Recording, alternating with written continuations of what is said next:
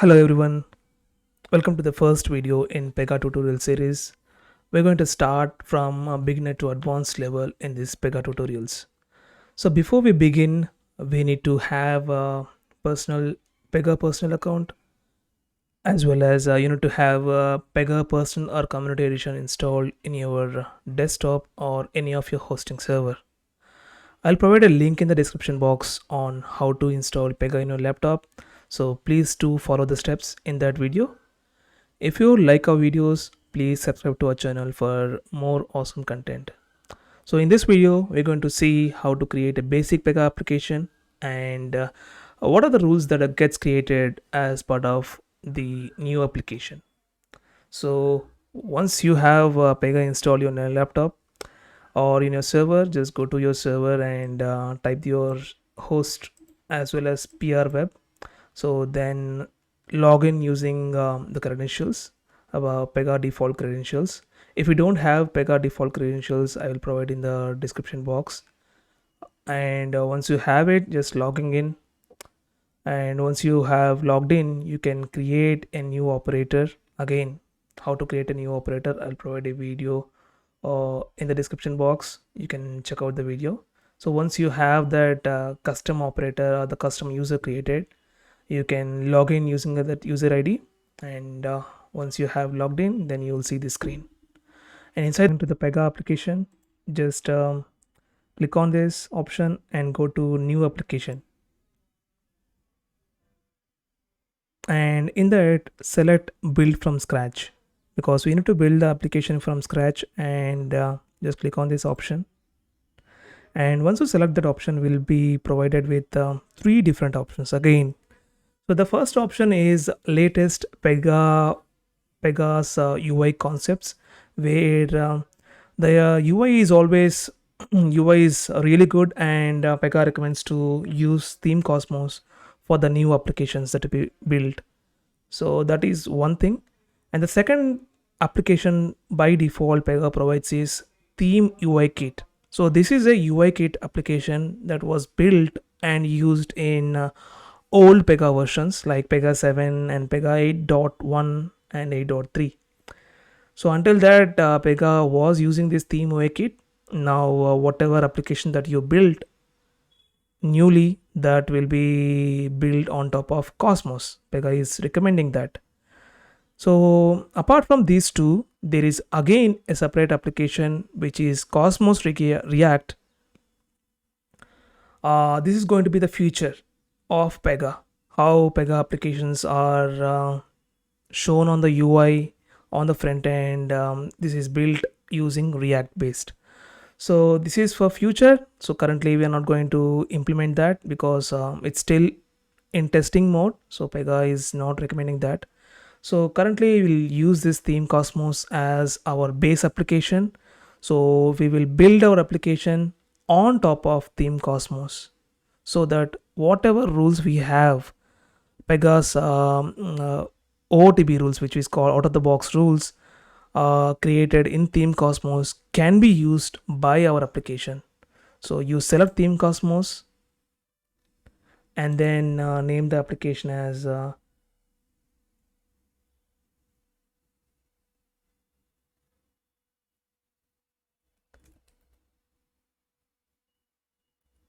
Tech for You. So this is our application name. There's a random application name, and along with that there is an option here which is called advanced configuration. Just click on that, and once you click on that, we'll be provided with lot more options. See, the first option is to select what is the application structure you want to build this new application. So one is framework, another option is implementation. So framework is nothing but a template that is using which you can build lot more applications. So it is a master or a blueprint. Using that, you can create multiple similar applications. So what is the beauty of that? So you don't need to create again the rules multiple places. You just create common rules that are related to a different and similar applications. Create all those rules in this framework application, and then build implementation applications. So what is the purpose of this? You can reuse the rules or the logics that you have built in the framework into implementation applications. So framework is just a kind of a template, so using which we can create multiple similar kind of applications. And this is like a parent, and this will have multiple children. So whatever rules and logic that we have in the parent, those things will be reused by the children. And we don't need to create again in the same logic in children. They can directly inherit the rules or the logics from the parent itself. So that is how you select a framework. But let's say you want to build a simple application where you don't have any kind of reusability in the future, and this is specifically built for one purpose. So then you can select this implementation. So for now, we just want to build a simple application where we have this employee registration form and simple things. So we'll select the implementation and then give you an application, give the application some ID. So for now, I just give the application name as the ID itself and the version name. So you have these three numbers 01.01.01. The first 01 implements major version. The second 01 implements minor version. Whereas the third and the final number tells you about that patch version. So this you can understand in the upcoming videos why we need this numbering and all kinds of stuff. So that is about version. And the next thing is about organization. So let's say I want to build and multiple applications under one organization. So organization is nothing but a company name. So currently I would give Code Awesome is my organization name. So division name, I can give any division name, and unit is again subdivision. So let's take an example of what is this structure. So let's say my organization name is Code Awesome, and this company has lot more different streams. So different streams in the sense it is having different ways of income. So it is having schools, it is having colleges, it is having hospitals. So it is maintaining all these different level of branches, or you can say streams. So now if I want to build an application specifically for schools, I can just create a division called school. So this is my organization name, and inside this I just want to create a division called schools. And inside this schools, let's say in future if I want to have again different kinds of schools. So let's see, again a different one. Again in the schools we have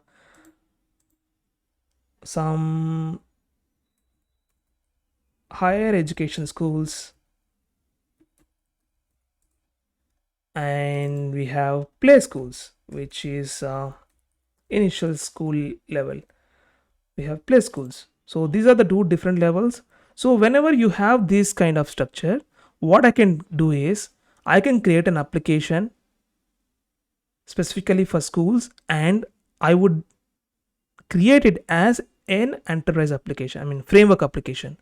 Why? So that if I create that school application as a framework, and I can create the rules related to schools, and then I can have a separate implementation application for higher education schools and play schools differently, so that all the common rules will be built in this framework, and then the rules or the logic related to higher education will be built only in this, so that this application cannot use this the rules that are common rules related to higher education. So if both the play school as well as higher education school are having a common logic or common business logic, then you should build an application called schools app as a framework application, so that you can define all those logic inside this framework application.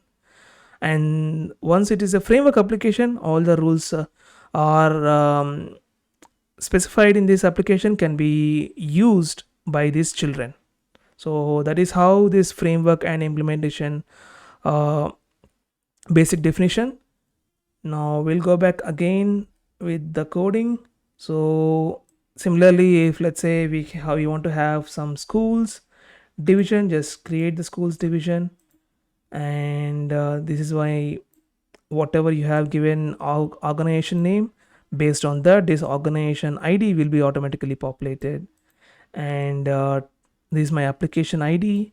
And this is my class group name. So once you create an application, automatically there are certain rules will be created, like different classes and different rule sets we will look together. Just click on save and click on create application.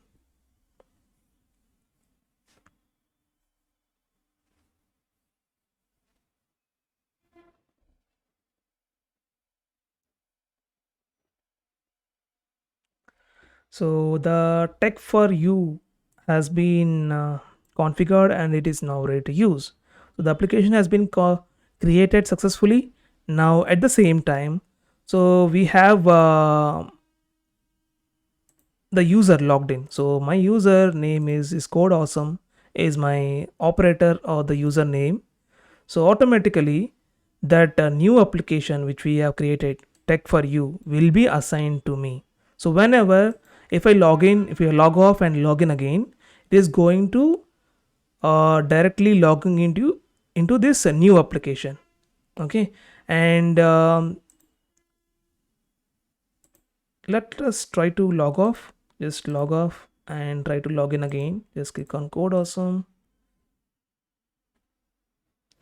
So by default it is going to have 3 different portals. As soon as you create an application, it is going to create certain rules called access groups. So access groups are nothing but uh, define you where you define all the access related to specific users. Okay, so this we have app studio, dev studio, prediction studio. App studio is the simplest, the modified version of dev studio, where it is mostly used for business users, where we can where instead of going technical stuff, you can create case types and lot more rules, different rules, very easily using app studio. And Pega is recommending so that in future uh, it makes maintaining the application very easily. So Pega, that is app studio that we have. And we have another studio called dev studio, where it is the advanced version of app studio, where we have lot more things. You can configure everything in the dev studio. Okay, so this is my operator or the user that I logged in. So you can see this for my operator, this access group has been created, because as we have created the application, so this access group will be created and will be assigned to my user. So just click on this bullet icon and it will open the access group instance, where it is going to tell Pega that as soon as you log in, the user who has this access group, once he logs in, what are the things or what are the portals that he has access. As you can see, I logged in as tech for you others. So by default it is having 4 portals. Okay, one is developer studio, developer portal means developer studio, px express portal means this app studio portal, and the px prediction studio means prediction studio portal. And this user portal is nothing but, you can see this launch. If you click on this rocket icon, you can see this user portal. Just click on it and see, this is the default Cosmos application. See, welcome to tech for you, this is my application name. So by default Pega has already created a lot of all the rules using the theme Cosmos. So this is how it looks. We can configure a lot more things in upcoming videos. So as soon as you logged in, by default you are logged into this app studio, right? Now I want to change it. So as soon as I logged in, I just want to log into this Dev Studio instead of App Studio. So here, as soon as Cosmos authors access group has been created, it has by default set to this Express portal, which is Admin Studio. I mean App Studio. Okay, I just want to change it into Developer. So I just click on this one and just click on Save. Now, as soon as you log off and log in, now you'll be redirected to Developer Studio instead of App Studio. See, we are now directly moving into Dev Studio. So once you have in the Dev Studio, just click on this and click on definition. This is where your application, whatever application you have created, so what are the rules created, all the rules can be seen. So your application name is this one and the application ID is also the same. And during the creation of the application, you have selected that theme Cosmos. So that is the reason your application is built on top of Cosmos. And this theme Cosmos is built on top of Pega rules application. So this is a default Pega application, and this theme Cosmos is kind of for enterprise application which has lot more UI features, which we have already seen that. And along with that, we also have these application rule sets. So as soon as the application is created, we have these 4 different rule sets gets created. One is the first rule set is called application rule set, which is having a same name as your application. So this is our application rule set. And similar to that, the second application rule set name is the same. It is looks like same, but we have something called int. Int is nothing but integration rule set. So whatever we have for this tech for you application, like all the rules related to integrations, like connecting between your application and third party application, or if you want to provide your data to some other third party application, so those all the rules will be created in this integration rule set. If you open this any of the rule set, you can have this rule set. So currently we have one version, 010101 by default created, and in this we have by default Pega has created some 9 rules.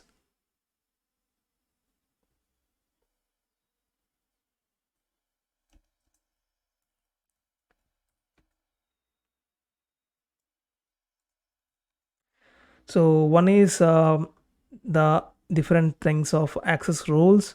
We will look into that further. So these are the 9 rules we got created. So and that is there in the first rule set. Similar thing in the second rule set also we got one of the version created, but currently we don't have any rules because we don't have any integrations yet configured, so we don't have any rules there. So the third rule set is the your organization rule set. As you can see, our organization name was Code Awesome, but the idea of the organization is Code AW. So if you open this code AW0101 organization, so we have this. Currently we don't have any rules also configured. And similarly we have Code Awesome int rule set, where we store all the integration rules that are common over the organization level. Okay, so we store all the rules related to organization level in this Code Awesome integration rule set. That is one thing. And along with that, we also have this application skin. So skin is nothing but the styling of your application. So in JavaScript we use something called CSS or SAS, lot of things, right? But in Pega we have something called skin, where we configure all the input fields and how the layouts are configured, or how they look and feel. Everything you can configure in the skin rule. So by default, as soon as you create an application, the same name and skin rule will be created. So and that will be assigned to your application. Now it's still opening.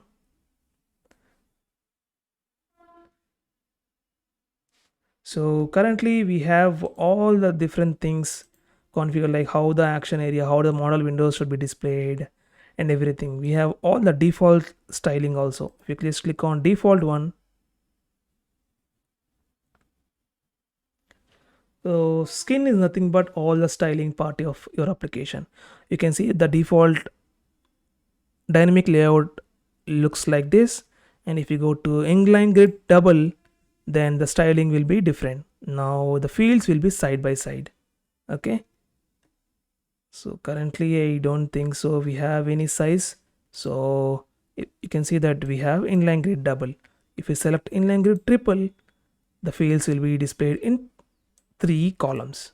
Okay, so these are the default styles given by Pega. You can just modify them and you can change all the parameters, but without coding. You just need to change different parameters. So that is a skin rule. And the second thing is you can configure the URL also. So currently there is some big URL, but let's say the users wants to log in directly using the URL. So you can configure that URL. Just click on change URL access or alias, where you can say that code awesome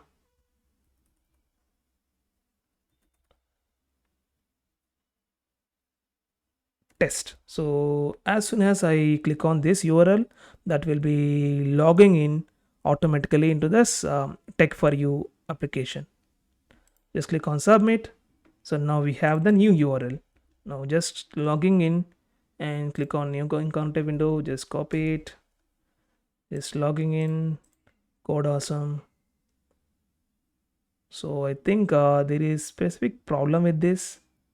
Okay, so I don't have the access. Yes, currently I don't have the access. The user is something different. So but this URL is mainly used to give the access to different users, and then they can directly logging into that URL application. And along with that, we have this production rule set. This we'll talk about in the future tutorials. And as you can see, as you have created the application using theme Cosmos, so it is by default the runtime of the UI has been configured to server rendered UI. So everything will be rendered in the server and then push the HTML to the front end. But we also have seen the other option, which is Cosmos React, while we are creating the application. So that is a React based UI. That means everything will be rendered in the front end. So that we will look in the future upcoming videos. So that is the thing. And along with that, we have these cases and data. These are nothing but wherever you have this repetitive functionalities, you create case types, and then you can assign different approvers and lot more stuff. And along with that, let me go to the records. The first thing is you have this application, and as we know, we have created this tech for you application. So that is how all the uh, application level functionality will be assigned to this application instance. So that is the one. And we also have these access groups created. So let me open my operator and then see this others, tech for you others. As you know, access group is nothing but where you give all the different levels of portals that a person who with this access um, needs to show, and then you also give different kinds of access. I mean, uh, which rules he can access, what type of portals, what type of functionalities he can access. You can specify all these in access roles. So this is access group, and inside the access group you need to specify the rules. So access group is nothing but just you need to specify the portals and different kinds of access rules. So that is it. So these are the rules that gets created as part of your Pega application. In the upcoming videos we're going to see how what is a case type, what is a data model, and all the different kinds of stuff in Pega. It's going to be awesome. And if you do like the video, and or else if you have any comments, please comment below so that we can pick that comments and help you in the next videos. If you do like the video, just give it a like and subscribe to our channel. So until next time, this is Vinay signing off. You guys are awesome.